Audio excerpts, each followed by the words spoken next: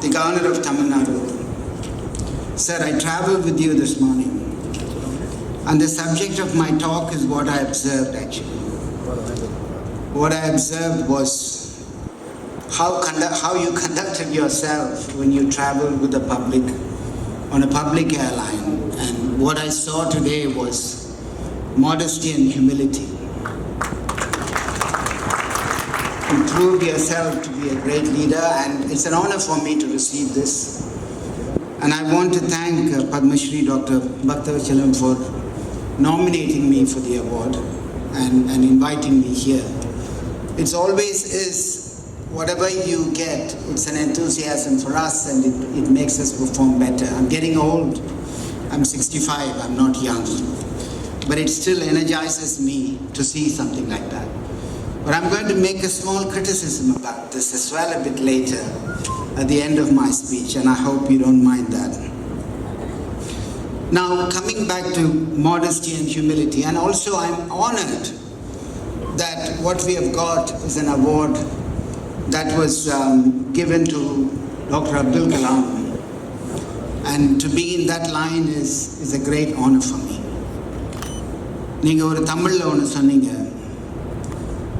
நல்லார் ஒருவர் உளரேல் அவர் பொருட்டு எல்லாருக்கும் பெய்யும் மழை. அதை நான் ஃபுல்லாக முடிச்சிடுறேன். நெல்லுக்கு இறைத்த நீர் வாய்க்கால் வழியோடி புல்லுக்கும் அங்கே பொழியுமாம், தொல்லுலகில் நல்லார் ஒருவர் உளரேல் அவர் பொருட்டு எல்லாருக்கும் பெய்யும் மழை.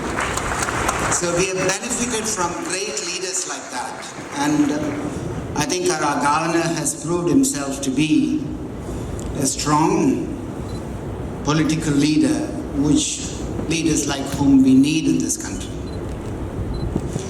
Now, what I wanted to talk to be about is அடக்கமுடைமையிலிருந்து ஒரு திருக்குறள் சொல்ல போறேன். And I just took notes just now for us to talk about it, because we live in a corporate world. We run corporate hospitals. We run big institutions. And the focus is actually business developments, marketing.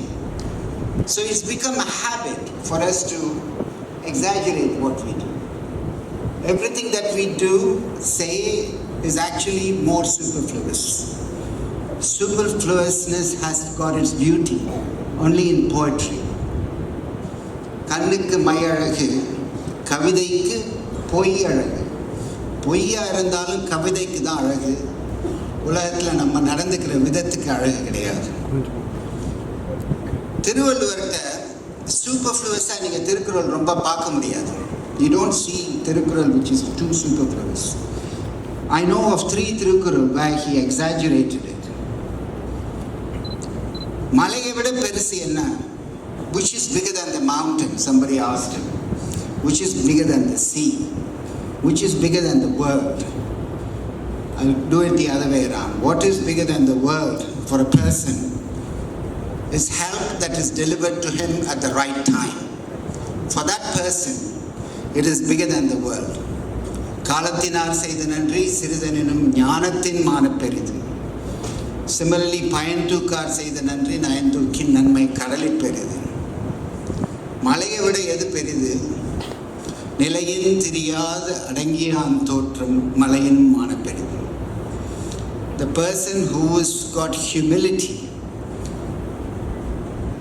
however calm he is, his appearance is bigger than a mountain. We've got Dr. Sangitravel, he's such a quiet person. Dr. Palanivel, who's such a quiet person. The work speaks for what they do. And that is what is most important. It's not what we tell we do. And that's what youngsters I want to take away from here. Adakam, humility really, which is what we need. And modesty is what we need for our world. And not this marketing world that we come from. And finally, I'm going to finish off just to talk about the modesty. The height of modesty, you know Kambaramayanam, I don't know how many of you know that I have an interest in Kambaramayanam. I can recite probably 300 of the poetry from Kambaramayanam. He did such a beautiful, a romantic version of Ramayana. I don't know, sir, if you know Kambaramayanam. Kambaramayanam is being spoke every year in every city 800 years later, it's been romanticized and it's given pleasure to so many people. And every copy, every of these have got a little chapter called Avai Adakkam. Adakkatha பத்தி தான் நான் இன்னைக்கு பேச வந்திருக்கேன். It's all about humility. And when he was asked, why did you do such a big thing about Ramayana? It's 12,000 verses, nearly 12,000 pieces of poetry done by somebody, and asked, why did you do? He said, it was a desire. It's not to exhibit my talent as a poet, my talent in literature, my talent in the Tamil language. It was a desire. And the desire was to tell the story of Rama, who is the most perfect human being you can have.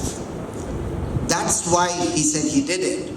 And you know how the desire, the example of the desire he gave was, he said, when you have a hungry cat, it's been starved for days together, and a bowl of milk in front of it would be the greatest thing for it. Don't you agree? A bowl of milk for a starving cat. But this cat happens to come in front of Parkadal, a sea of milk. You know, in Hindu mythology, Parkadal, where Vishnu is sleeping.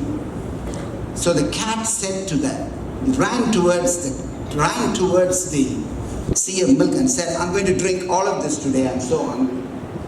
That's the desire, that's the kind of desire I had to tell the story. He did not boast himself as to who he was, but he said he had the desire to do. So I finished my talk with that. ஓசை பெற்று உயர் பார்க்கடல் உற்று ஒரு பூசைனா பூனை.